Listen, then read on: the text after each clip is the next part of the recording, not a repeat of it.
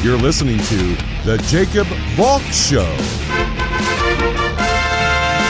He's breaking down the latest and greatest in sports as only he can. Follow him on Twitter at RealJacobValk. Here he is, Jacob Valk. Hello,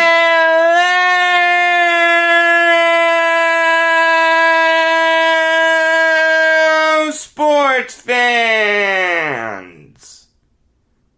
Welcome to another edition of the Jacob Valk Show.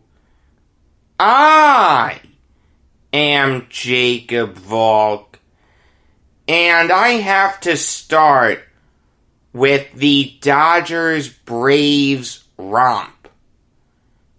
And romp seems like an understatement. This was a horror show for the Braves. This was a train wreck. Kyle Wright doesn't even get out of the first inning.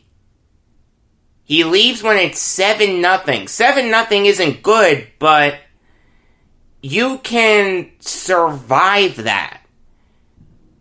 2 days ago, the Dodgers came back from 7-0 down. But Grant Dayton comes in and gives up a grand slam to Max Muncy. The Dodgers scored 11 runs in the first inning. The most runs ever scored in a single inning of postseason baseball. There were 10,664 paying customers at Globe Life Field to start out that game. If this was a normal game in Atlanta, that's the number of people that would have been there when the sixth inning got underway.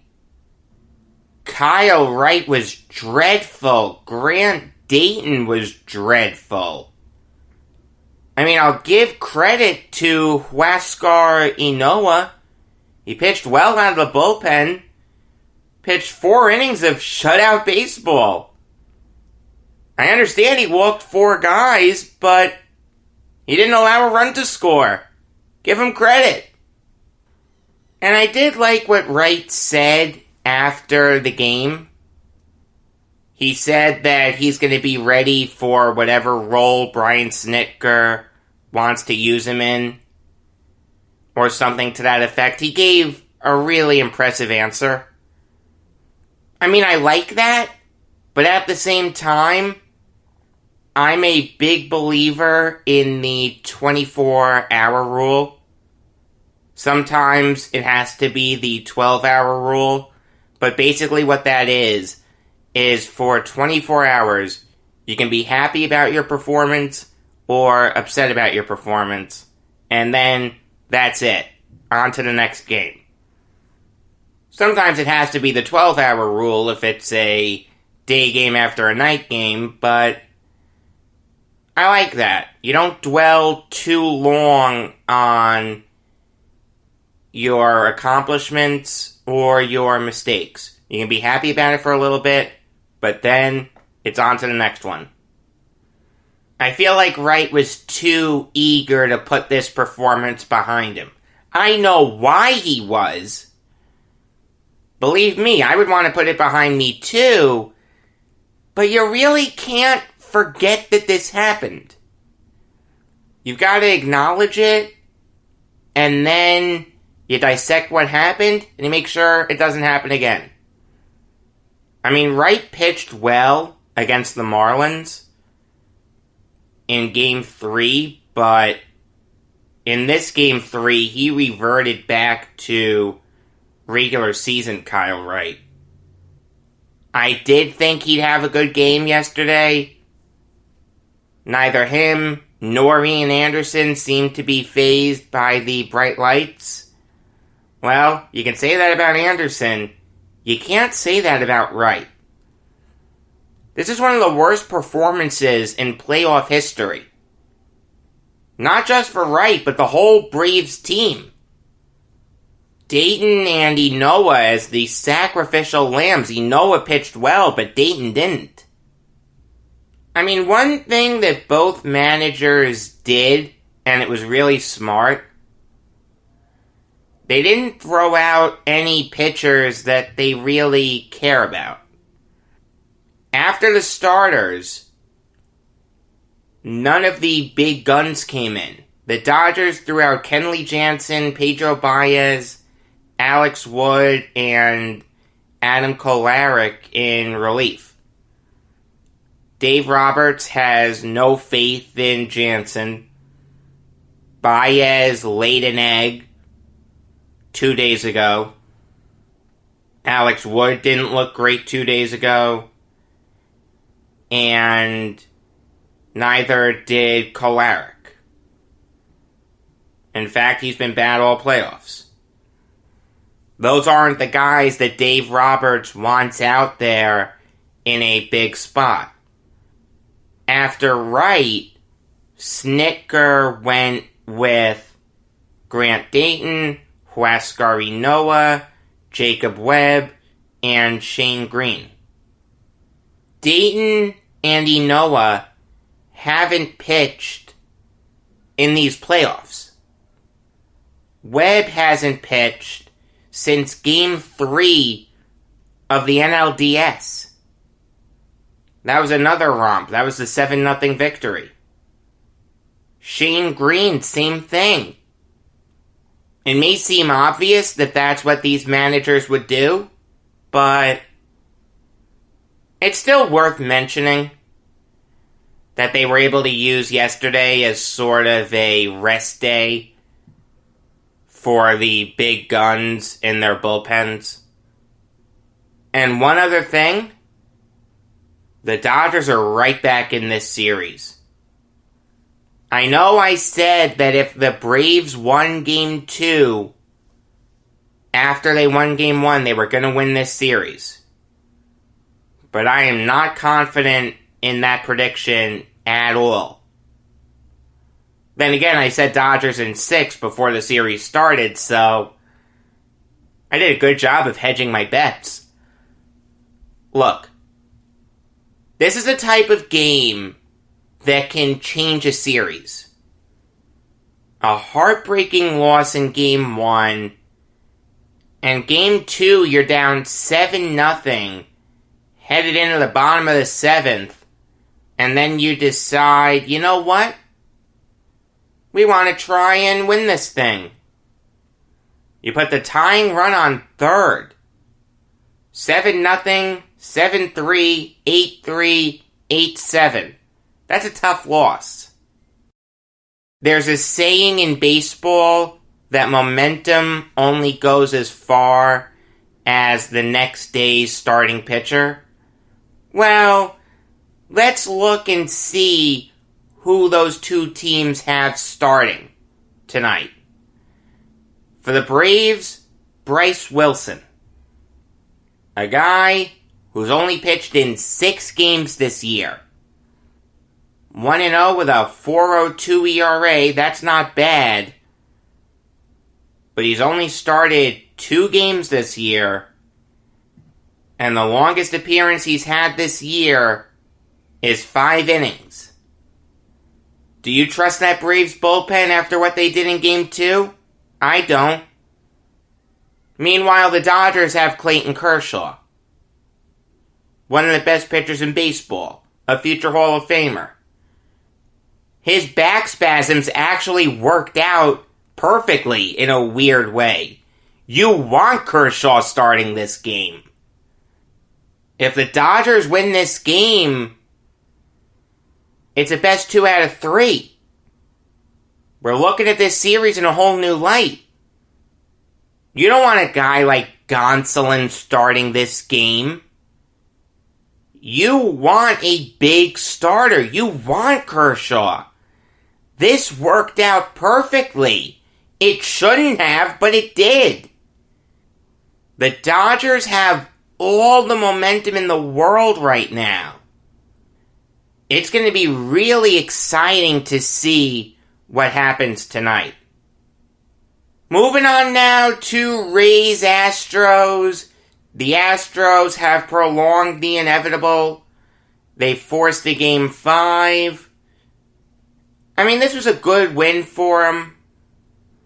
Jose Altuve got going. A lot of people were talking about this.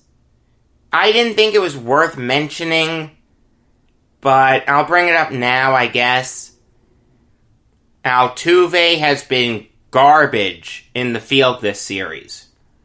In these 4 games, he's committed 3 errors. One of which led to Manuel Margot hitting the big 3-run homer in the first inning of Game 2. And then Game 3, Altuve contributed to the merry-go-round that the Rays had going in the 6th inning. People were speculating that Altuve may be hurt. It was mentioned on the broadcast. You know, you have to feel bad for the guy. He's a great player. Forget how you feel about the sign stealing. I'm with you that he's a great player. No question about that. But I don't have to feel bad for Jose Altuve. Karma. Do I need to say any more than that? Payback's a female dog. I'm telling you, there are baseball gods that are smiting Jose Altuve in the field. It's just that simple. And to speculate that Altuve is hurt, that's really irresponsible. And Brian Anderson, Ron Darling, and Jeff Francoeur should know better than that. They have no proof of that. No one has come out and said that. You can't say the guy is hurt and that's why he made all those errors. You want to tell me that's the only thing that crossed your mind? That's fine. I get that. But you have to preface that with, I have no idea if this is what's happening or not, but the only thing I can think of as to why Altuve's doing this is he's hiding an injury. You can say that. I don't have too much of a problem with that. But to just come out and say that he's hurt? That didn't sit right with me. I mean, now we know he's not hurt. If he was hurt, he wouldn't have had those 2 big hits. The home run in the first and the RBI double in the third. But like I said, this is just the Astros prolonging the inevitable. Both teams are going with a bullpen game tonight. That plays right into the Rays' wheelhouse. The Rays are going to have all their big guns available. The Astros had to use their closer. Anderson, Castillo, Curtis, Fairbanks, Thompson, Aaron Loop. I don't like bullpen games usually, especially in the playoffs, but for the Rays, it can work. And if both teams do it, I guess I don't have too much of a problem with it. The one thing is the game's probably going to take 4 hours, which I don't mind too much, but I know some people will have a problem with it. Moving on now to Daryl Morey stepping down as Rockets GM. And this has been a long time coming. I called for this right after they were eliminated in the playoffs. The guy went all in on small ball. It was doomed to fail. Once the Rockets went up against a team with size, like the Lakers, of course they were going to lose that series. I understand that size doesn't matter as much in the NBA as it used to, but it's still a factor. Also, Morey mortgaged the future to bring in a guy in Russell Westbrook who I don't think you can win a title with. I just don't think his style of play is conducive to winning. Morey's not as smart as he thinks he is. He relies too much on analytics. He started the brouhaha with China. This is a great move for the Rockets. They should have done it a long time ago. And hopefully their new GM can construct a roster that's capable of winning an NBA title. This current small ball setup that the Rockets have isn't going to get the job done. There are a few pieces of Lakers news that I want to talk about.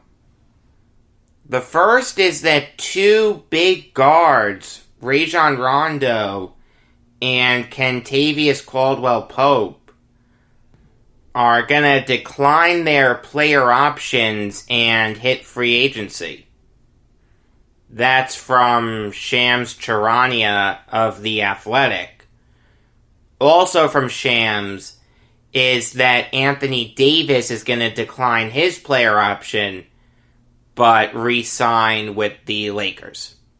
We don't know for how long, but he's going to go back to the Lakers. I'm not really surprised about that. As for KCP and Rondo and what this means for the Lakers going forward, the Lakers really have to bring Rondo back.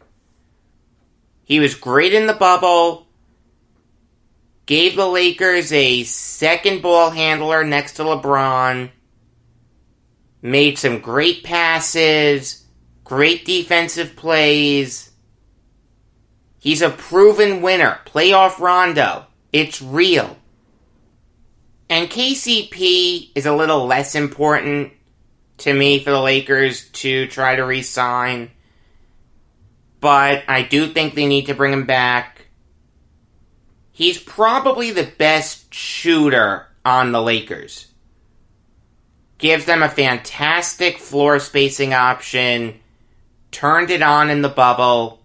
Was actually the Lakers' third leading scorer in the playoffs. It was Davis, LeBron, and then KCP. And late in the finals, he really turned it on. Game 4, 15 points. Game 5, 16 points. And Game 6, 17 points. He took his game to another level. The Lakers found the perfect mix of guys to complement their two superstars. They really shouldn't go too crazy in rejiggering their roster. If I'm Rob Pelinka, I'm trying to bring everyone back. Maybe add another center, because I'm not a big JaVale McGee fan. But other than that, and maybe replacing Danny Green, assuming you can trade him, it's going to be a very similar Lakers team next year.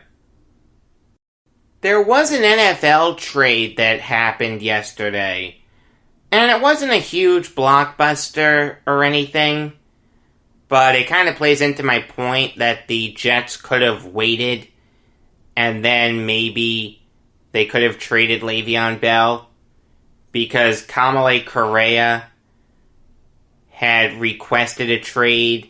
It seemed like he was going to be cut because no one wanted him. Then at the 11th hour, the Jaguars swoop in and give up a 6th rounder for him. They also got the Titans' 7th rounder back along with Correa. But this isn't about Le'Veon Bell. This is about Kamale Correa.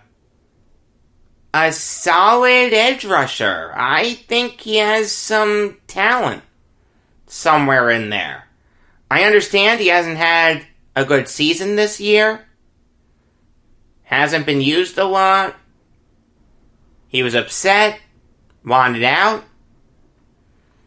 Now he goes to a place in Jacksonville where he's going to get more than about 15 snaps a game. I mean, somewhere in there, there's talent. This year, Correa has a 33.2 overall grade, according to Pro Football Focus. But last year, it was 67.8. And like I said, in Jacksonville, he's going to have more of an opportunity to strut his stuff. They've been starting Cassius Marsh at linebacker, along with Miles Jack and Joe Schobert. Jack is a beast. Schobert isn't that good, but let me tell you, he's Brian Urlacher compared to Cassius Marsh. Marsh has been atrocious this year. 42.2 overall grade according to Pro Football Focus. Hasn't been able to generate any pressure coming off the edge. Yeah, this trade makes a ton of sense for the Jaguars. They improve at edge rusher. I understand they're not a playoff team. There was a time very early in this season where they looked really impressive. And I thought they could maybe surprise some people. Not necessarily as a playoff team, just as a team to watch out for. But now, it doesn't look like that's the case. Correa is going to have the luxury to make mistakes. He didn't have that luxury in Tennessee. This is a great move for the Jaguars. They easily win it.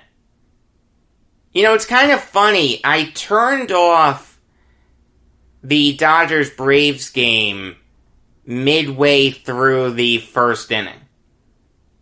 And what that did was enable me to watch Coastal Carolina take on UL Lafayette.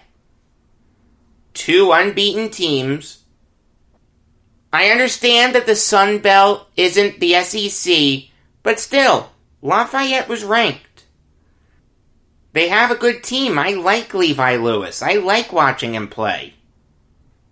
But at the end of the day, the Raging Cajuns defense just couldn't stop the Chanticleers. Yes, that is Coastal Carolina's nickname. The Chanticleers. I had to look up what a Chanticleer is. It is a rooster. You gotta love these nicknames. I'm telling you. Truthfully, I haven't watched a lot of Coastal Carolina this year. And unless you went there, you're probably in the same boat. But I have watched the Raging Cajuns. Like I said, I like watching them play. Levi Lewis is a good dual-threat quarterback. I'm not saying he has a future in the NFL or anything. I don't think he does. But he's a fun player to watch. And their defense has been good this year. Lorenzo McCaskill, Farrod Gardner, Braylon Trahan, Percy Butler. They're a good team. But they just couldn't stop Coastal Carolina. Grayson McCall, the quarterback, had a really good game. Completed about 70% of his passes, threw for over 200 yards, threw 2 touchdowns, ran for another one. He was insane. And the Chanticleers did a great job of diversifying their running game. If it wasn't McCall running the ball, it was C.J. Marable. If it wasn't those two guys, it was Reese White. They even got this other guy, Shamari Jones, involved. Like I said, I haven't watched a lot of Coastal Carolina, but I was really impressed with what I saw yesterday. My father came out into the den, and he saw that I turned off the Dodgers game. for football. And he said, boy, you must be desperate. I said, look, Raging Cajuns are ranked. Coastal Carolina's undefeated. I'll watch this until Rays Astros starts. And even then, when Rays Astros starts, I'll record this game so that way I can watch it later. And just one other thing that's worth mentioning. Coastal Carolina has a really good wide receiver, Javon Haley. He's really good. Had 8 catches for over 100 yards and a touchdown. This is a good Chanticleer's team. I may search them out going forward. It wouldn't surprise me if they were ranked. Lafayette was ranked. They just beat them. What's to stop the Chanticleers from being the Sun Belt's representative in the AP poll? There are a few hockey stories to talk about. The first one concerns Brendan Gallagher signing a big extension with the Canadiens. It was looking touch and go there for a while after the Josh Anderson trade and the Tyler Toffoli signing. There were rumors that talks had stalled, but clearly that's not the case, as Gallagher signed a 6-year extension worth $39 million. And that will go into effect not this coming season, but the season after. This is a great move for the Canadiens. Gallagher is incredibly talented, really good goal scorer. He really isn't a first liner, and he is used in that role. That's not where he should be, but he can hold his own there. In a perfect world, he would be on the second line. But make no mistake about it, Gallagher is a really good player. The contract is very fair for him. And you take a look at that group of wingers that the Habs have. Tatar, Gallagher, Toffoli, Anderson, and Drouin. That's pretty darn good. I'll tell you that right now. The other piece of Habs news concerns them signing Jake Allen to a 2-year extension worth $2.875 million each year. That means he's getting $5.75 million throughout the length of the extension. And this makes perfect sense. The Canadiens needed a premier backup for Carey Price. They were running Price into the ground. This guy was starting 60 games every season. And I'm pretty sure he played every minute in the playoffs for the Habs this year. Charlie Lindgren was dreadful. Keith Kincaid was dreadful. That's why Price played so much. I get that. But that's not a good excuse to trot your goalie out there 60 times a year. You've got to have a solid backup. Caden Primo, I know they're really high on him, and it's very possible that he can turn into a really good player down the line for the Habs. But for now, the Canadiens had to address their backup goalie spot. They made a notable trade in bringing in Allen by giving up a 3rd rounder. They locked him up at a reasonable term and a reasonable rate. And now the Canadiens have one of the best 1-2 punches in net in the NHL for this year and the year after. Great job by the Habs. Staying in Canada, I do want to talk about the Senators locking up Nick Paul for 2 years at $2.7 million. And this is a solid move for the Senators. Paul had a good season, 20 points in 56 games. He had some cups of coffee with the team before that. Last year, he was finally able to find his footing and secure a spot on the team going forward. He played well. There's a reasonable rate for him. And I think Paul will turn into a solid third liner for the Senators going forward. I like this move. I really, really do. I do want to talk about a really notable death in the sports world. Baseball's been hit with them recently. Football had one with Gale Sayers, and now there's another one, as Fred Dean passed away last night at the age of 68 from the coronavirus. Fred Dean was an incredibly dominant defensive end. One of the best defensive linemen in the NFL from the mid-70s all the way through the mid-80s. But it started before he got to the NFL. He went to college at Louisiana Tech. And at Louisiana Tech, he dominated. Made an all-Southland Conference team and helped Louisiana Tech become NCAA D2 national champions in 1973. In 1975, Dean was drafted in the second round by the San Diego Chargers. Unfortunately, we really don't have stats for defensive players from back then.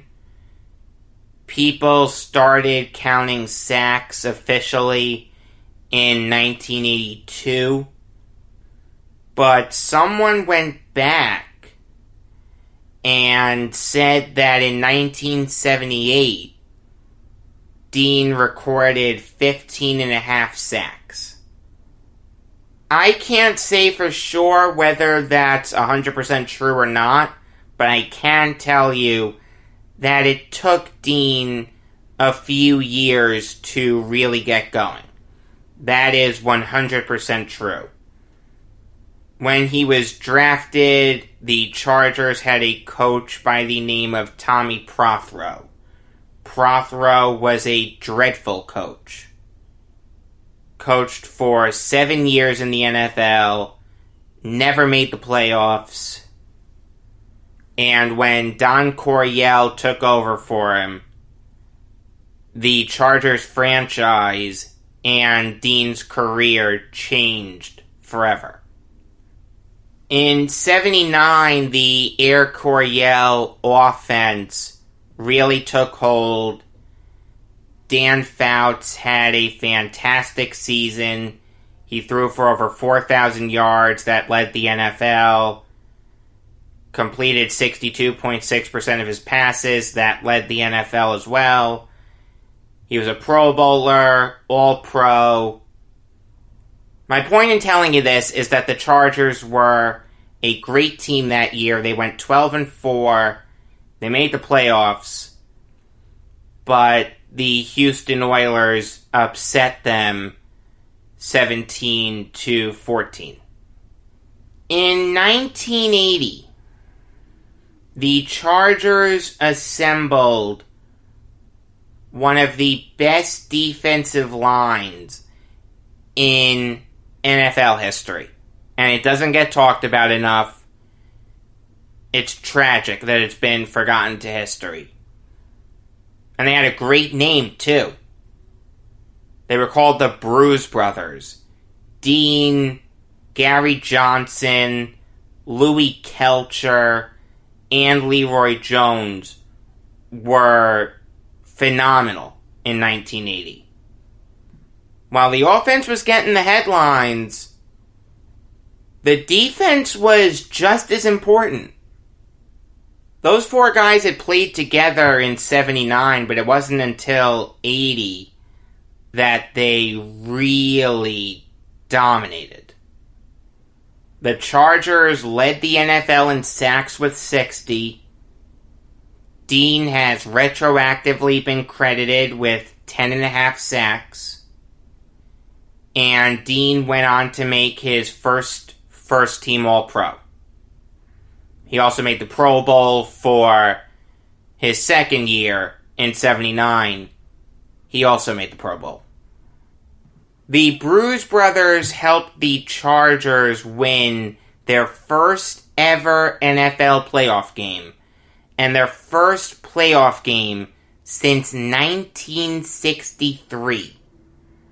It was a very impressive drought, but the Chargers did beat the Bills in the divisional round 20-14.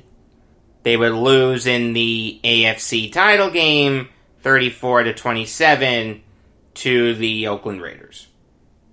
The year after that, Dean and the Chargers got into a contract dispute. You would think they'd want to pay one of the best defensive linemen in the NFL. Well, the Chargers thought they knew better, so he was traded to the 49ers. In exchange, all the Chargers got was a second-round pick in 1983. So they had to wait 2 seasons before they'd reap any benefits from the Dean trade. In fact, they didn't even end up using that pick. In the 83 draft, they traded up to take Billy Ray Smith. They kicked in another second along with the Niners' second. The Niners traded their second in another trade. And with the Chargers' second that the Niners now had possession of, they took Roger Craig. So yes, the Fred Dean trade is also sorta kinda responsible for the Niners getting Roger Craig. Dean was motivated in 1981, and he put together a fantastic season. He made his 3rd Pro Bowl, his last first-team All-Pro, and he won NFC Defensive Player of the Year. There's a little bit of an interesting anecdote to Dean's first game with the Niners. It was against the Cowboys. I didn't know this. Thank you, Wikipedia. Bill Walsh said before the game that Dean wasn't going to play much. He was still learning the system. Dean tortured Danny White all throughout that game. Dean would go on to be retroactively credited with 13 sacks. The Niners went 13-3 that year, en route to making the playoffs.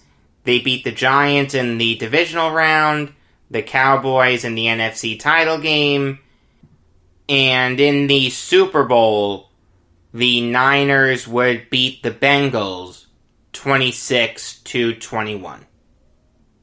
In 1983, Dean made his last Pro Bowl when he recorded 17.5 sacks.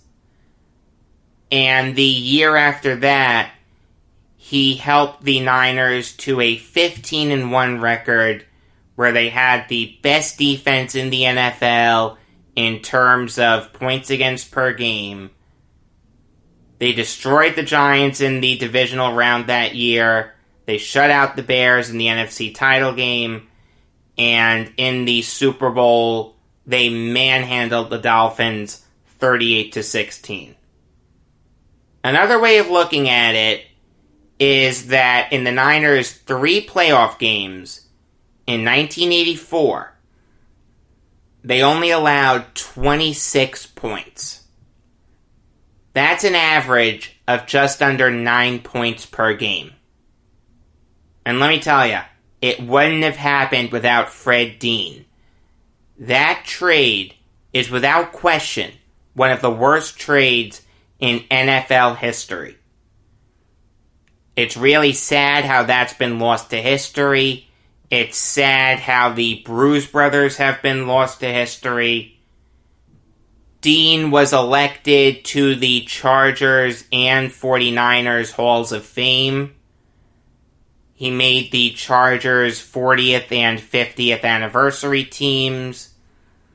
In 1990, he was elected to the Louisiana Tech Athletic Hall of Fame. He's in the Louisiana Sports Hall of Fame. In 2008, he was elected to the Pro Football Hall of Fame. The year after that, he went into the College Football Hall of Fame. Every accolade he ever got, he deserved. Incredibly dominant. May he rest in peace. Until tomorrow, I am Jacob Valk saying that he didn't exceed expectations, but he did a lot better than I thought he would.